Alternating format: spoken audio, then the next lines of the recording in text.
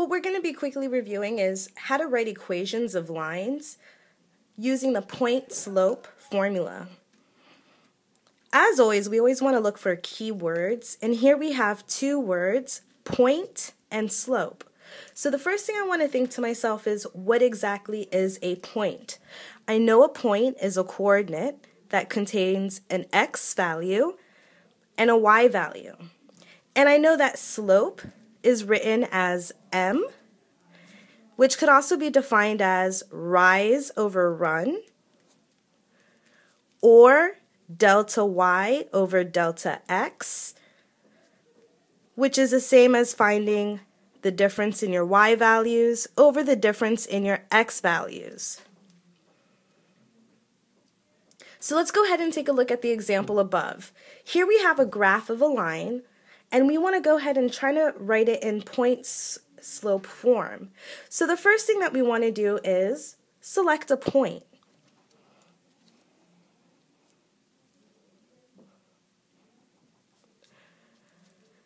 Here the point I selected on the graph is actually 3, 0. Then we want to go ahead and identify what the slope is. So again, we can pick any 2 points. We want to determine what the change in y is over the change of x.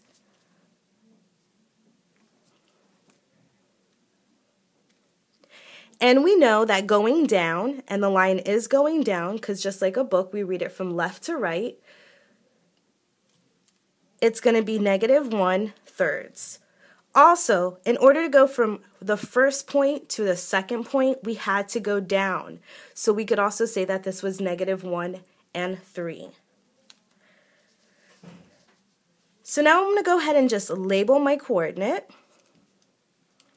I'm going to write down my point-slope formula, which was also found on the reference sheet. So if you ever forget, we always want to go back and look back for reference just so that we don't make any minor mistakes. So we know the slope and we have the information for the coordinate.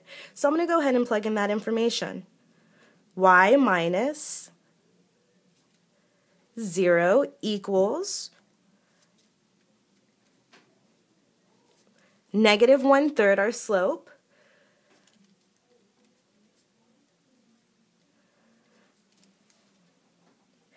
so now we have our point-slope form of the equation of the line. Now sometimes it'll ask us to put it in slope-intercept form, and we know that that will just involve simplifying the expression. So we know y minus 0 is equal to y, and we're going to use the distributive property here. We know a negative times a negative will give us a positive.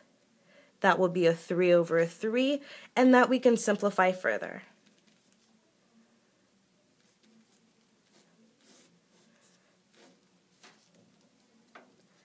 The last example we're going to look at is how do you write an equation given an actual point and the slope using the point-slope form. First, I'm going to go ahead and actually write down that formula, which can be found on the reference sheet. I like to underline those values that we're going to be plugging in, and I also like to go ahead and identify on our coordinate what is our x1 and what is our y1. Then we're going to go ahead and plug that information in. We have y minus y1 is equal to -3. And I always like to put that inside of a parentheses to help keep me organized, especially when I have a negative value. M is equal to -1/2. x1 is equal to 4. Now we go ahead and simplify if possible. We're going to use our distributive property here to clear our parentheses. And again, be careful with our signs. A negative times a negative is equal to a. And we know that 4 times 1 is going to give us 4. There's nothing on the denominator here, so we know there's an imaginary 1 times 2 is 2. I'm going to go ahead and simplify this a little bit further. 4 over 2 is equivalent to 2.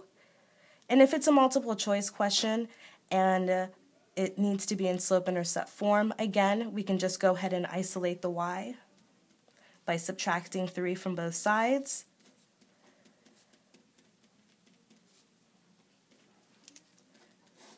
And voila.